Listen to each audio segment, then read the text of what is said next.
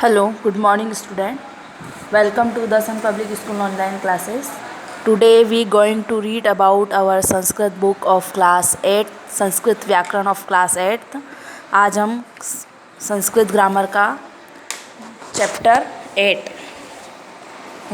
आज हम संस्कृत ग्रामर का चैप्टर 3 संधि प्रकरण पढ़ने जा रहे हैं, जिसके हमने फर्स्ट और सेकंड पार्ट में हमने संधि के बारे में पढ़ा था और स्वर संधि, व्यंजन संधि और विसर्ग संधि। तो हमने स्वर संधि के दो प्रकार पढ़ लिए थे, एक दीर्घ संधि और दूसरा है हमारा गुण संधि। ये हमने पढ़ लिया था। अब हम इसका तीसरा भाग यानी कि यण वृद्धि संधि हम इसको पढ़ेंगे। तो आइए हम इसका थर्ड पार्ट वृद्धि संधि पढ़ते हैं। वृद्धि संधि, सूत्र वृद्धि रेची, इसका जो संस्कृत का सूत्र है वृद्धि और रेची। इसमें अ या आ के बाद ए हो या ए आए तो दोनों के स्थान पर ऐ हो जाता है, और यदि ओ या ओ आवे तो दोनों के स्थान पर औ हो जाता है। जैसे अध्य प्लस एव, यहाँ पर अ आ रहा है और यहाँ पर ए आ रहा है तो दोनों में बड़े ए की मात्रा आएगी, यानी अध्य होगा। यहाँ अध्य का य में स्थित अ है तथा उसके बाद एवं का प्रथम वर्ण ए मौजूद है, अतः अ प्लस ए क्या बनेगा, ऐ बनेगा। अ तथा ए के स्थान पर ऐ की में वृद्धि हो जाएगी और अध्य प्लस ए प्लस व मिलाने से अध्यय रूप बनता है ना। तो यहाँ पर इसके एग्जाम्पल दिए हुए हैं।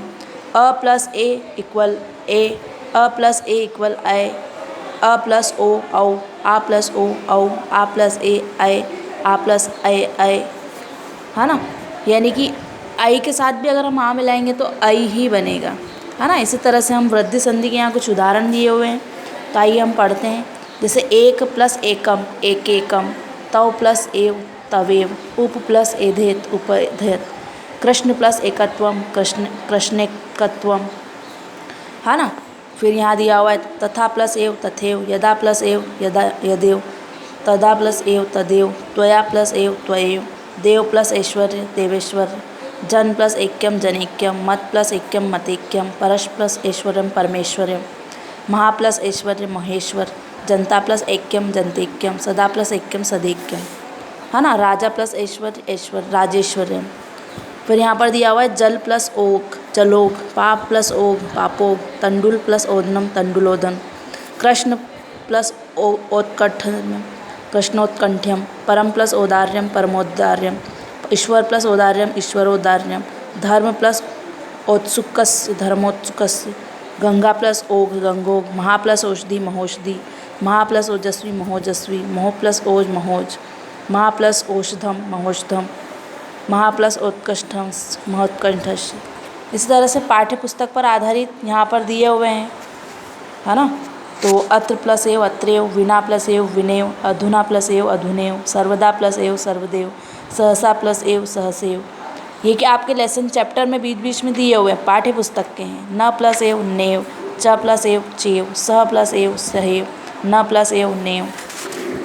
अब है अपना यण संधि। तो यण संधि में सूत्र इको यणची, ई अथवा ई के बाद समान स्वर पर ई या ई का य, ऊ और ऊ के बाद अगर आता है तो समान अस्वर वाले ऊ का ऊ व हो जाता है। री के स्थान पर री के बाद असमान स्वर आने पर री का र और री का असमान स्वर आने पर री का ल हो जाता है। जब ह्रस्व ई या दीर्घ ई के बाद ई और ई को छोड़कर कोई दूसरा स्वर आए तो ई के स्थान पर य हो जाता है ना। और जब हम दूसरा हम पढ़ते हैं, जब ऊ और ऊ के बाद ऊ और ऊ छोड़कर कोई दूसरा स्वर आए तो ऊ और ऊ के स्थान पर व हो जाएगा। इसी तरह से री और री के बाद री आए को छोड़कर कोई दूसरा स्वर आए तो उसके स्थान पर र हो जाता है।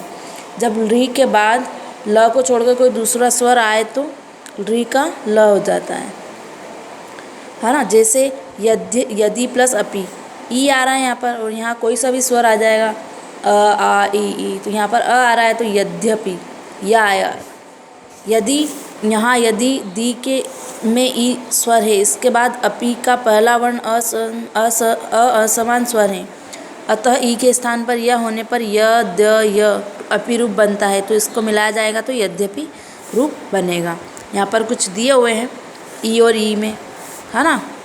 जैसे कि ई और ई के साथ ये सारे वर्ण आए तो य बनेगा, उ और ऊ के साथ ये सारे वर्ण आए तो व बनेगा, री के साथ ये आए तो र बनेगा, री के साथ आएंगे तो ल बनेगा। यहाँ पर यण संधि के कुछ उदाहरण दिए हुए, आइए हम इनको एक बार रीड कर लेते हैं। प्रति प्लस उवाच प्रत्युवाच, इति प्लस औत्सुक्य इतौत्सुक्य, दधि प्लस अत्र दध्यत्र, प्रति प्लस आ प्रत्याह, है ना। इसी तरह से ये हैं तो आप पढ़ लीजिए। पाठ्य पुस्तक के यहाँ पर कुछ दिए हुए हैं, है ना। करोति प्लस अनागतम करोत्यागमनम, प्रति प्लस आगमिष्यामि प्रत्यागमिष्यामि, इति प्लस अस्य इत्यस्य, यदि प्लस अपि यद्यपि। इसी तरह से यहाँ पर कुछ वर्ड दिए हैं तो आप इनको रीड कर लीजिए। अब हम हमारे नेक्स्ट संधि पर आते हैं, अयादि संधि, है ना। अयादि संधि जो है, अयादि संधि में का सूत्र है एचो अयवायाव। एच अथवा ए और ए ओ के बाद ओ, ए ओ के बाद यदि कोई स्वर आए तो ए के स्थान पर आए और ओ के स्थान पर औ हो जाए, आय हो जाएगा, औ हो जाएगा, और ए के स्थान पर आय और ओ के स्थान पर आओ हो जाएगा। हाँ, देखो यहाँ पर दिया हुआ है ए के साथ कोई सा भी स्वर आए तो आय हो जाएगा, आई के साथ कोई सा भी स्वर आए तो आय, ओ के साथ कोई सा भी स्वर आए तो औ के साथ कोई सा भी स्वर आए तो आओ। जैसे यहाँ पर हरे प्लस ए हरये, शयन प्लस अयनम शयनम, जे प्लस अति जयति, ने प्लस अयम नयनम, है ना। ये दिए हुए यहाँ पर आप एक बार रीड कर लीजिएगा। यहाँ पर एग्जाम्पल और पाठ्य पुस्तक के दिए हुए भो प्लस अतु भवतु, श्रो प्लस ए श्राव्यतु, है ना। इसमें ओ और एव आ रहा है, इसमें ओ एव का अव बन रहा है ना। अब हम पढ़ेंगे पूर्व रूप संधि। पूर्व रूप संधि में एक पदांतादति, यदि किसी पद में सुबंत और तिंगत के अंक में ए अथवा ओ हो तो उसके परे ह्रस्व अकार तथा अ हो तो अ अपने पूर्व वर्ण ए और ओ का रूप हो जाता है। फल यह निकलता है कि ए लोप हो जाता है, उसे अ के स्थान पर अवग्रह का चिन्ह लगा देते हैं। ये जो एस टाइप से यहाँ पर चिन्ह लगा हुआ है इसको हम अवग्रह का चिन्ह कहेंगे।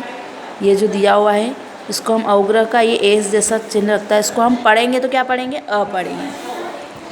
जैसे हरे औ, यहाँ हरे रे में ए उसके स्थान पर हैं, आदि वर्ण अह्रस्व आकार हैं।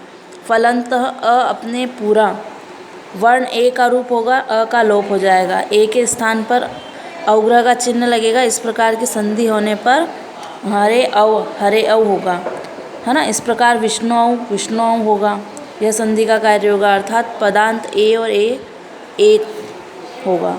यहाँ पर कुछ पूर्व रूप संधि के एग्जाम्पल दिए हुए हैं, आइए हम इनको पढ़ लेते हैं। विषय प्लस अपि विषय अपि, ये ए जिसको हम अ पढ़ेंगे।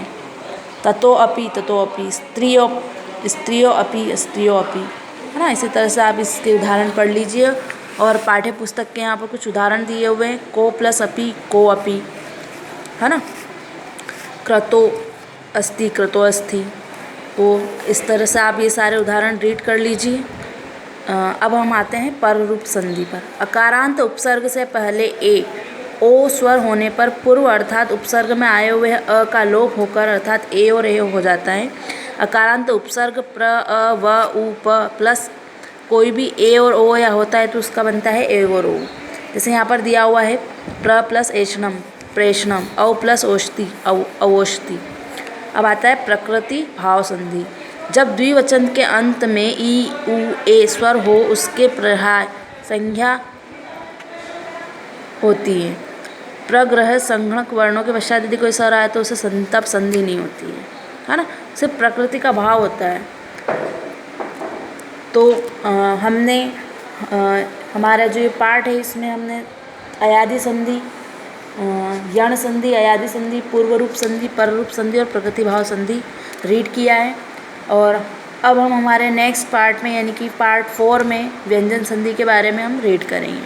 तो आई होप आपको स्वर संधि के ये जो 8 पार्ट है ये सारे समझ में आ गए होंगे। Thank you.